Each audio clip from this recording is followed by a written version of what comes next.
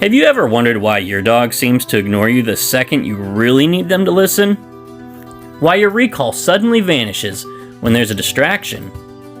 Or why your dog keeps testing the same boundary over and over? It's not because your dog is stubborn or broken. It's because in their mind, there are no consequences. Today, I want to talk about why fair, consistent physical corrections aren't cruel, and why they're often the missing piece that finally makes your dog respect what you're telling them. Now let's be honest, dogs are opportunistic. They do what works for them. If ignoring you and running off feels good and nothing bad happens, they'll keep doing it. In a dog's world, leadership is established through clear feedback. That means you reward what you like and you correct what you don't. When dogs don't experience any consequence for crossing a line, they assume the line doesn't exist. And eventually, they start to see themselves as the leader. Now let's clear something up. Correction is not the same thing as cruelty. A fair correction is timely, measured, and proportional. You're not hurting your dog out of anger or frustration. You're giving clear feedback. That behavior is unacceptable. Think about how dogs correct each other. A mother dog doesn't hesitate to nip her puppy when it gets too rough. After that nip, you'll often see the puppy show submissive body language, lowered head, ears back, tail tucked, or avoiding eye contact. And you'll usually hear a little yelp. That's a normal response. It means the correction was effective and clear.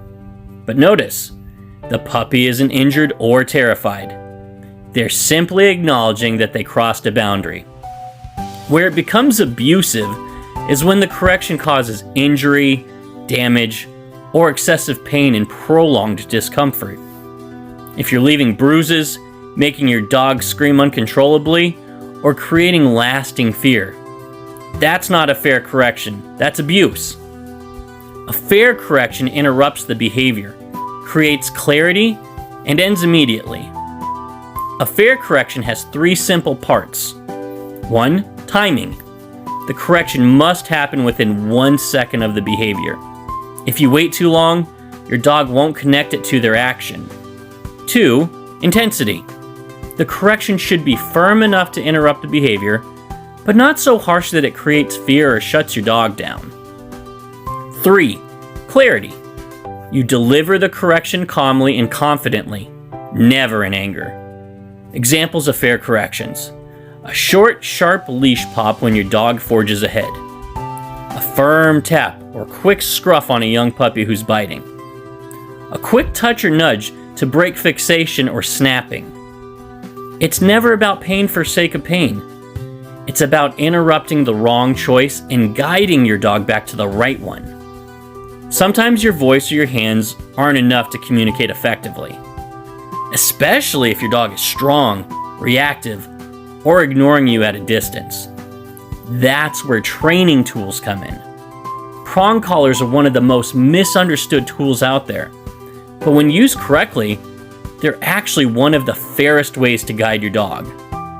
The prong distributes pressure evenly around the neck, and it mimics the feeling of a mother dog's correction. It's not designed to hurt.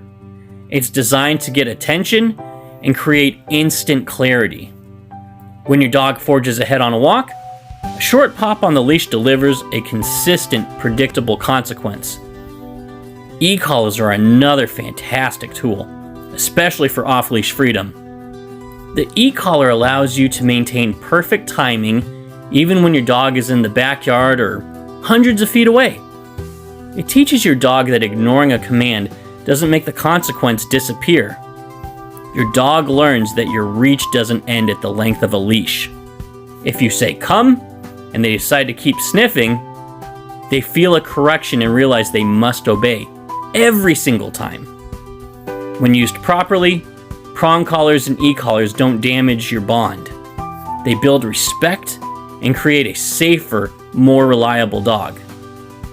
If you're interested in learning exactly how to use a prong collar or an e-collar correctly, so it's fair, effective, and clear for your dog, I have videos that walk through each step of these details.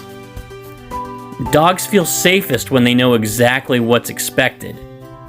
They're calmer when the rules are black and white. A dog who never experiences correction lives in a world without structure, and that's not kindness, it's confusion. Boundaries enforced with fair consequences actually reduce stress because your dog no longer has to guess who's in charge. They can finally relax and trust your leadership. When you pair clear rewards for good behavior with fair corrections for bad behavior, your dog develops true reliability. They learn good choices bring praise and freedom. Bad choices bring a consequence. That's how you get your dog who comes when they called, even when they'd rather chase a squirrel. That's how you earn respect instead of just affection. If your dog keeps ignoring you, it's not because they don't love you, it's because there are no real consequences. When you learn to correct fairly and consistently, everything changes. Your dog will start to look at you for direction instead of making their own rules. If you found this helpful, hit that like button, subscribe for more balanced training advice, and let me know in the comments, what's your biggest struggle with getting your dog to respect what you just told them? Together, we'll build a dog who not only loves you, but respects you. Thank you so much.